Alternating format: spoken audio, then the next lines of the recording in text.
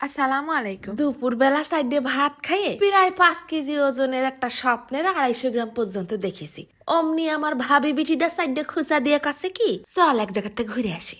Ready হয়ে রাস্তায় এসে দেখি আমার ওই দইয়ের মালসাটা আবার ভাইয়ের জন্য বড় সাইজের একখান শিক কাবাব বাস্তি ব্যস্ত। জোর করে গলায় পা দিয়ে বিশেষ কোনো টিকিটের ব্যবস্থা না থাকলেও বিশিষ্ট সদ্য ছ্যাঁকাখোর আর জন্মগত সিঙ্গেলদের জন্য এই জায়গা সম্পূর্ণ নিষিদ্ধ। কোন রকম রোদ বৃষ্টি ঝড় তুফানের আলাই বালাই না থাকা সত্ত্বেও মানব জাতির উপকারের জন্য মাথার পর কটা হাতি টাঙায় রেখে দিয়েছে। ঢুকতি পথে এক কোনায় স্মৃতি হিসাবে লাগাই রাখিছে সৌদি বাদশার বাড়ির কাজের লোকের সুমন্দির পাশের বাড়িতে আনা 1 খেজুর গাছের চারা, তাও আবার সম্মানের সাথে লাইটিং করা। পাশে পড়ে থাকা খালি চেয়ার টেবিল দেখে আমার আর কোনো রকমে বুঝতে বাকি নেই যে এই জায়গায় ক্লাস ফাঁকি দিয়ে গার্লফ্রেন্ড নিয়ে জিনেরাও ঘুরতে আসে।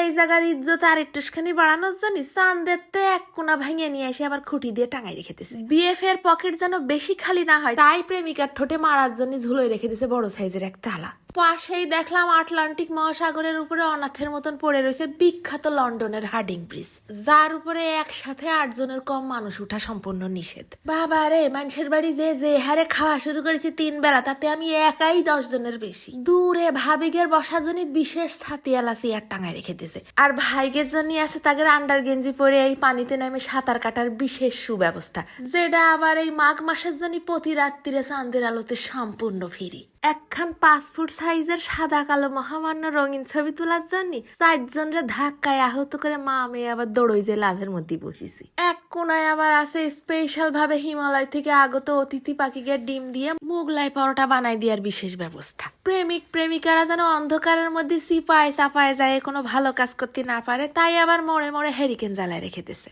তাগের মধ্যে কয়েকজন আবার রাত কানা হয়ে পড়ে রয়েছে, জাগের আবার তেল শেষ। অক্সিজেনের অভাবে প্রেমিক প্রেমিকার যেন গাল দিয়ে শ্বাস না দেওয়া লাগে, তাই আবার লাগাই রেখে দিয়েছে বড় বড় সাইজের বট গাছ। কয়েক সেকেন্ডের জন্য মোবাইলের ফ্ল্যাশ লাইটে ধরা পড়লো আবার নেপচুন গ্রহের এলিয়েনদের শিশু জেলখানার থেকে ভাগত এক 250 বছর বয়সী এক নেদা এলিয়েনের, যার কারণে এই জায়গার সমস্ত প্লাস্টিক খেলনাগুলো ভয়ঙ্কর রকমের বিরক্ত হয়ে সুইসাইড খাওয়ার শেষ রাস্তায় পৌঁছাই গেছে। সাথে করে আনা এই 2 বাচ্চা এলিয়েন পণ করিছে আসা যাওয়ার 20 টাকা ভ্যান ভাড়া খরচ ফ্রিতে সকল রাইডে চড়ে উসুল না করা পর্যন্ত আজকে বাড়ি ফিরবে না। জীবনের সকল মায়া ত্যাগ করে প্যান্টের পাছা ছিঁড়া না পর্যন্ত পার্কের সকল ময়লা পরিষ্কার করে ধুয়ে যাবে। ওধারে রাইডে চড়া নিয়ে মিডিয়াম সাইজের এক হুজুরের সাথে রিনা খানের আবার লাগিয়ে গেছে ঝগড়া। এই জায়গায় দাঁড়াই পড়েই এখন আসতেছে কলের পর কল, কারণ আমাদের এখন জাতি হবে দাওয়াতে। শেষমেশ এই পদ্মাপতির সাথে 2-4 খান ছবি তুলেই হাঁটলাম। দাওয়াতের বাড়ি যায় হাঁটু পর্যন্ত গিলটি পারবো না সেই ভয়তে এই জায়গায় আমরা কিছুই খাইনি। এতক্ষণ ধৈর্য ধরে বক বক শোনার জন্য মেলা ধন্যবাদ। চলে যাচ্ছি।